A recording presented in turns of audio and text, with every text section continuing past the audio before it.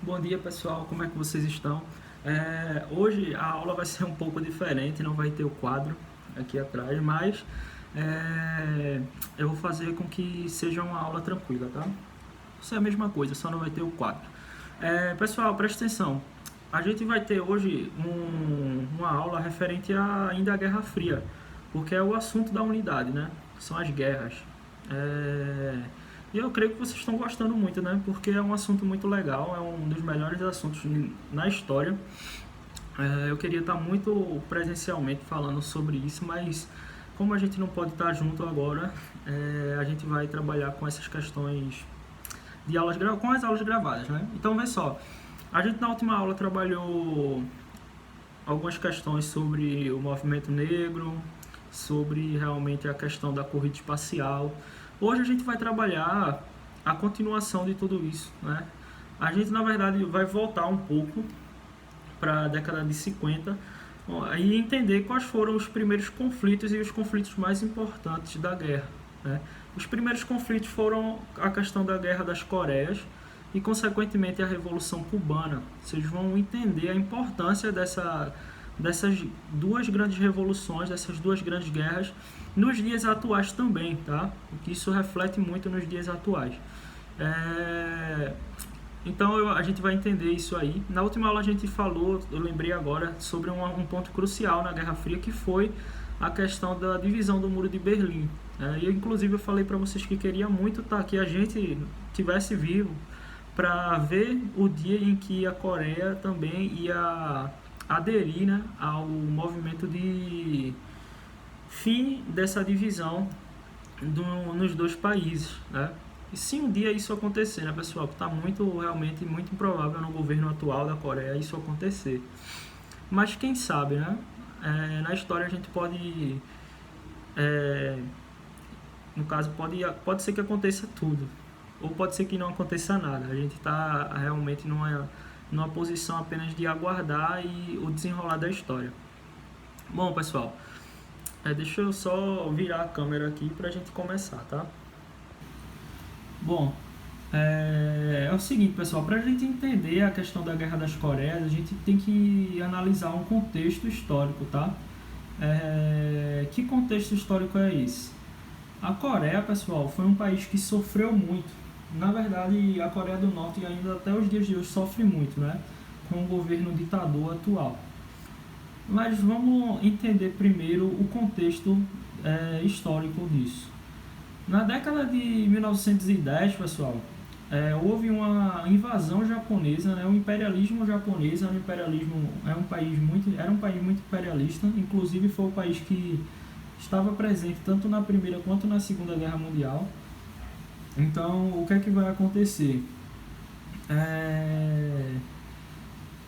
O Japão vai invadir a Coreia, tá? Que naquele tempo, em 1910, era um país só. Tá? E aí o Japão vai invadir a Coreia até, pessoal, o fim da Segunda Guerra Mundial. Na verdade, quando acontece o final da Segunda Guerra Mundial, acontece de fato o fim do domínio japonês ali naquela região. O que é que vai acontecer? Nesse período de domínio japonês ali na Coreia, vai se ter, além de um domínio na economia, eles vão controlar a economia, né? A sociedade coreana vai depender totalmente dessa questão do imperialismo japonês. E eles vão ter também a questão da supremacia racial, pessoal. Assim como os nazistas, os japoneses também tinham essa cultura de supremacia racial. Eles se achavam realmente uma raça melhor em relação aos povos do Oriente ali, né? Da Ásia, na verdade. Eles se achavam superiores dos chineses, superiores dos coreanos. E nessa invasão, nesse domínio japonês ali naquela região que a gente conhece como a Coreia, acontecia muito essa questão. Então vamos lá. No final da Segunda Guerra Mundial, em 1945, a gente vai conhecer o que realmente foi a independência da Coreia, né? A Coreia ela fica independente depois de tantos anos sendo dominada pelo Japão, né? E aí o que é que acontece? Pessoal, a Coreia, ela é um ponto estratégico muito forte. Por quê? Porque a Coreia ela faz fronteira tanto ali com os países da Ásia, tá? Quanto a Rússia. É um país que faz fronteira ali com a Rússia. Então, imagina só o tamanho, né, a grandiosidade do país, da Rússia. Um país muito grande, vai chegar lá na Ásia, né? E aí vai fazer essa fronteira com a Coreia. Como a Coreia era um ponto estratégico, os países vencedores da Segunda Guerra Mundial tiraram realmente uma casquinha. Bom, esses países vencedores da Segunda Guerra Mundial vão querer tirar realmente essa casquinha da Coreia. E que países vencedores eram esses, pessoal? Claro, Estados Unidos e União Soviética, né? Assim como a Inglaterra e a França. O que é que vai acontecer? Vai acontecer alguns tratados, né, que vão intervir em relação às separações que vão acontecer ali, assim como Berlim, assim como a Alemanha foi dividida entre Berlim Oriental e Berlim Ocidental, a Coreia vai ter essas intervenções dos Estados Unidos e da União Soviética. O lado norte vai ser influenciado pela União Soviética e o lado sul vai ser influenciado pelos Estados Unidos. O que é que vai acontecer? Não se teve uma invasão americana nem uma invasão soviética nesse período. Os governos eles apenas realmente eram influenciados. No norte da Coreia existia um governo, né? Existia uma divisão ideológica, né? Existia realmente um governo ali representado pelo Kim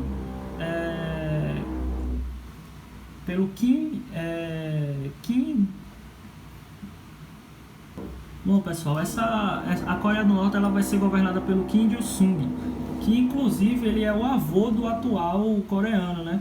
Do atual ditador coreano. Então imagina, a família coreana, a família desse cara, esse representante do norte da Coreia, até os dias atuais está no governo da Coreia, né? Então é uma ditadura realmente, e é uma ditadura hereditária, porque vai passando de pai para filho. E o sul da Coreia nesse período ele era governado pelo Sigma, era o representante sul-coreano que era influenciado pelos Estados Unidos. Esses dois governos da Coreia eram governos que tinham realmente um conflito ideológico muito forte, porque os dois governos queriam realmente o fim dessa divisão da Coreia. E eles achavam que um era o governo legítimo e o outro era o governo ilegítimo. Então os dois governos tinham esse pensamento ideológico. Até que em 1950 vai se ter uma invasão dos norte-coreanos para o sul da Coreia. E aí nesse período de guerra, de conflito que se inicia em 1950, é que a gente realmente vai ter a intervenção de fato dos Estados Unidos e da União Soviética. Uma guerra que houve em média aí mais de 1 milhão de mortes, né, devido a esse conflito ideológico representado pelo socialismo e o capitalismo, né? E essa Guerra das Coreias, ela até os dias de hoje não se teve um tratado de paz, porque os norte-coreanos eles fecharam realmente a fronteira para a Coreia do Sul. Ninguém entra e ninguém sai ali naquela fronteira. Recentemente, o presidente Donald Trump dos Estados Unidos fez alguns acordos de paz, né, com a Coreia. Inclusive ele foi lá na fronteira, falou com o ditador norte-coreano, e isso foi um marco histórico muito grande. Eu vou estar deixando inclusive esse vídeo aí no final da aula, tá? Para vocês darem uma olhada. Mas enfim, entendam essa questão do conflito ideológico da Coreia, tá? Porque não é algo recente, é algo histórico, é referente à Guerra Fria, tá? Foi representada de fato por essa questão ideológica entre um governo socialista e um governo capitalista. Bom, pessoal, falando sobre Guerra Fria, a gente tem que entender também a questão desses primeiros conflitos que representaram de fato a Guerra Fria no geral. Outro conflito muito importante da gente entender foi a questão da Revolução Cubana, né? E o que era Cuba antes da Guerra Fria? Eu posso dizer a vocês que Cuba era o quintal dos Estados Unidos. E eu vou explicar para vocês isso. Mas falando antes disso, dos antecedentes de Cuba, Cuba ela ficou independente da Espanha muito tarde. Eu coloquei ali em 1898, mas eu acredito que essa data está errada. Essa data aí é 1848. Deixa eu pesquisar aqui para vocês rapidinho. Bom, pessoal, a data está correta mesmo, é 1898. Então, em 1898, Cuba fica independente da Espanha. Então, é uma data de independência muito tarde. O povo cubano é um povo que realmente sofre com questões de políticas, questões de dependência mesmo de governos autoritários, tá? Começou com a Espanha, né? Foi o país imperialista que dominou toda a América Latina, e Cuba fez parte disso. E quando Cuba se torna independente, os Estados Unidos vai ter uma forte influência ali em Cuba, principalmente com essa questão da emenda Platt, que foi uma emenda na Constituição cubana, onde Cuba passou a pertencer à política do Big Stick, né? o grande acordo, né? A política do grande acordo americano. Por quê? Através dessa política do Big Stick, Guantánamo, que era uma base militar cubana, passou a pertencer aos domínios americanos. Então, os Estados Unidos vai ter uma forte influência econômica nos Estados Unidos. E os presidentes que eram eleitos pelo povo cubano nesse período, todos eles eram financiados pelos Estados Unidos para que os Estados Unidos tivessem um controle na economia cubana, tá? O que é que vai acontecer? O último presidente de Cuba, o Fulgêncio Batista, ele governava Cuba de forma bem autoritária, bem ditatorial. E o povo cubano já estava se revoltando contra essa influência americana em Cuba, tá? E contra esse governo do Fulgêncio Batista, porque o cara, como eu falei para vocês, era uma ditadura cubana, né? Uma ditadura militar realmente, e uma influência americana que os cubanos não gostavam. Pessoal, me perdoem essa zoada aí, que tá tendo uma obra aqui do lado de casa, e eu não tenho como pedir para que os pedreiros parem, né? Infelizmente eu não tenho esse controle hoje. Mas enfim, é por isso que eu estou gravando essa aula sem o quadro, para que essa zoada seja um pouco menos, né? E vê só, o início da Revolução Cubana, ela se deu ali com o Fidel Castro, que é o grande mentor dessa revolução, tá? Assim como o irmão dele, o Raul Castro, eles fizeram uma tentativa de um assalto a um quartel em Cuba, o quartel Moncada, em 1953. E essa tentativa de invasão ao quartel foi para pegar armas, para o povo se armar e lutar contra o governo do Fulgêncio Batista. É claro que essa tentativa não deu certo.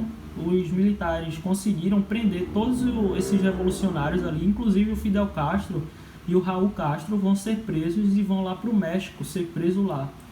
E aí, lá no México, eles vão conhecer o emblemático Che Guevara, que muita gente já ouviu falar aí. Quando eles conhecem o Che Guevara, eles conhecem as ideias revolucionárias de Che Guevara, e aí reúnem 81 guerrilheiros e voltam para Cuba. E eles vão se instalar, pessoal, na floresta chamada Sierra Maestra. E vão realmente formar uma guerrilha. Como assim uma guerrilha? Eles vão se instalar ali naquela floresta, tá? Se instalando na floresta, eles vão fazer alguns assaltos dentro das cidades. Se vocês observarem a geografia cubana, vocês vão ver que é uma geografia realmente formada por morros, por grandes florestas e as cidades no meio. E aí esses caras desciam à noite, assaltavam os quartéis, se armavam e voltavam para a floresta. Por que a floresta era algo utilizado? Porque era difícil o exército invadir a floresta. Porque os caras eles tinham pontos estratégicos, eles sabiam realmente como funcionavam as coisas e era difícil pegar esses caras lá. Até que no dia 1 de janeiro de 1959, a guerrilha consegue realmente o domínio de Cuba, né? Fidel Castro vai assumir como líder dessa revolução E o governo de Fidel Castro vai durar até meados de 2015, se eu não me engano. Eu acredito que era 2015 ou 2016, foi o ano da morte dele. E aí quando ele morre, o Raul Castro, que é o irmão dele, assume o país. E recentemente, em 2017,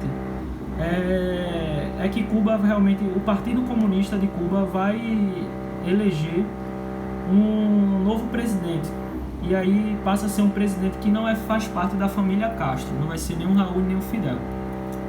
Esse governo revolucionário cubano, pessoal, ele já inicia o país fazendo uma reforma agrária, que é típico de todo governo socialista, dá terras para todo mundo, e vai fazer a nacionalização das empresas também. Empresas americanas que faziam parte ali do cenário econômico cubano vão agora pertencer realmente a Cuba. O que é que vai acontecer? Lá em Cuba, pessoal, vai existir a famosa invasão da Baía dos Porcos, que era basicamente uma praia cubana, onde o John Kennedy, que era o presidente dos Estados Unidos, vai tentar fazer uma invasão a Cuba. Até porque, vê só, como eu falei para vocês, Cuba sempre foi o quintal dos Estados Unidos. Durante o governo do Fulgêncio Batista, vários empresários americanos tinham Cuba como uma ilha para diversões, para turismo. E muitos desses turismo era um turismo sexual, onde eles basicamente acontecia estupros, violência sexual contra as mulheres, tudo de ruim. Por isso que o povo cubano é tão revoltado com os Estados Unidos. E além de tudo, existia muito cassinos, aqueles cassinos que existem na cidade de Las Vegas, hoje nos Estados Unidos. Inicialmente começou lá em Cuba. Então observa, os empresários americanos que tinham influência política não queriam perder Cuba. E aí o John Kennedy ele faz uma tentativa, que é o presidente americano, faz uma tentativa de invasão para recuperar esse domínio de Cuba. Essa invasão vai ficar conhecida como invasão da Baía dos Porcos. E essa invasão vai ser uma invasão sem sucesso para os Estados Unidos. Os cubanos vão ter um apoio da União Soviética, né? E aí, de fato, o socialismo vai chegar na Rússia vai chegar em Cuba, e a Cuba vai ser excluída da Organização dos Estados Americanos, tá? Da OEA, em 1962. Cuba vai ser uma grande rival dos Estados Unidos. Inclusive, pessoal, o maior problema da Guerra Fria vai surgir aí nesse período, que é a crise dos mísseis, né? A crise que durou 3 dias. Os Estados Unidos ameaçou novamente invadir Cuba e a União Soviética instalou mísseis em toda a ilha. E qual era o problema desses mísseis? A Rússia fica a quilômetros de distância dos Estados Unidos. No Réveillon de Nova York dá para ver os fogos de artifício lá de Cuba. Então imagina algo muito perto de uma das cidades mais importantes dos Estados Unidos, que é Nova York. E aí essa crise vai durar 3 dias, uma tensão realmente. Cuba era só apertar um botão que ia explodir vários mísseis lá nos Estados Unidos. Uma guerra nuclear estava prestes a acontecer de fato. E aí o presidente Kennedy ele vai fazer acordos com Fidel Castro, acordos de paz realmente, e de não invasão mais americana a Cuba. Então, pessoal, observem, essa questão da Revolução Cubana vai ser uma revolução muito importante para o que a gente vai conhecer futuramente como a Operação Condor. O que foi a Operação Condor? Os Estados Unidos, logo após a Revolução Cubana, vai intervir em todos os países da América Latina, inclusive no Brasil, financiando governos militares para que os países não possam ser influenciados por governos socialistas. Por quê? Os Estados Unidos já tinha perdido Cuba e ele não queria perder mais nenhum outro país, inclusive o Brasil, que é um dos países mais importantes desse cenário de América Latina. O Brasil é um país muito influenciador aqui na América Latina. E se os Estados Unidos perdem o Brasil, praticamente vai perder o restante dos países da América Latina. Então, o que é que vai acontecer aqui no Brasil lá em 1964? Que é um assunto de próxima aula. Vai acontecer a questão da ditadura militar, pessoal. Então, os Estados Unidos vai influenciar diretamente aqui o governo dos militares, né, para que acabe com essa ideia de socialismo que já estava chegando aqui no país, né. Essa influência da guerrilha cubana vai influenciar no país. Inclusive, vamos ter aqui algumas guerrilhas parecidas demais com a guerrilha que aconteceu lá em Cuba. Durante o período do regime militar, principalmente, vai surgir a famosa guerrilha do Araguaia, que eu vou explicar para vocês o que aconteceu e a influência dessa guerrilha com a questão da guerrilha que aconteceu lá em Cuba, tá? Uma guerrilha que aconteceu na floresta, uma guerrilha que de fato vai acontecer na floresta com essa influência cubana muito forte, tá? Então entendam, pessoal, que o contexto de Revolução Cubana e o contexto de Guerra das Coreias, ele está muito presente nos contextos que seguiram na Guerra Fria, né? A questão da corrida espacial, a questão da influência do capitalismo, tentando mostrar para o mundo que era a forma de governo melhor de ser vivida, e assim como o socialismo na União Soviética, tá? A Revolução Cubana é uma das guerras principais da Guerra Fria, porque vai intervir, inclusive, no Brasil, alguns anos depois, tá, pessoal? Bom, referente a Cuba, vamos falar de Cuba atual. O apoio soviético vai até 1990, certo? Até que a União Soviética começa a passar uma crise econômica muito forte, e o presidente da União Soviética, ele vai romper com essa influência nos outros países, porque estava vendo que estava se gastando muito dinheiro, e um dinheiro desnecessário para a Rússia, né? A União Soviética ela vai cair na década de 90 e, consequentemente, o apoio à Rússia vai cair também. Então, observem, um país como a União Soviética financiava a Rússia, até porque a Rússia ela tinha sido exclusa da Organização dos Estados Americanos. Até os dias de hoje, Cuba não faz parte. Aconteceu o embargo econômico, nenhum país pôde fazer comércio com Cuba durante muitos anos. E essa consequência gerou o que em Cuba? Gerou uma grave crise. Cuba hoje não é desenvolvida, Cuba não tem carros importados, não tem uma internet de qualidade. É um país totalmente atrasado devido a esse embargo econômico americano e do fim do apoio da União Soviética. Isso trouxe consequências gravíssimas para Cuba, né? Muita gente romantiza a questão de Cuba, mas na verdade é um país que ainda é governado por um partido ditador que não dá opções para as pessoas elegerem o seu presidente. E até os dias de hoje acontece uma guerra ideológica referente a Cuba, porque muita gente diz que há uma ditadura militar lá, muita gente diz que o que aconteceu lá foi muito bom para o povo para se livrar do domínio americano.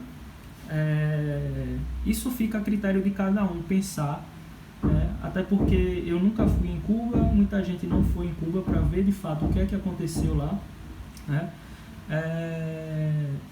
E é isso, pessoal. Essa guerra ideológica sempre vai existir, tá? Mas o que a gente conhece como Cuba é que Cuba realmente é um país super atrasado, um país que ainda não conhece a internet, muito pouco acesso à internet lá, é um país que não tem acesso a tecnologias, é um país que realmente parou no tempo. Enfim, entendam essa questão da crise atual de Cuba com esse contexto de Guerra Fria, né? Algo que está tão presente nos dias atuais do povo cubano. É isso, pessoal. Qualquer dúvida, falem, fiquem em casa, tá? Fiquem com Deus e até mais. Até a próxima aula.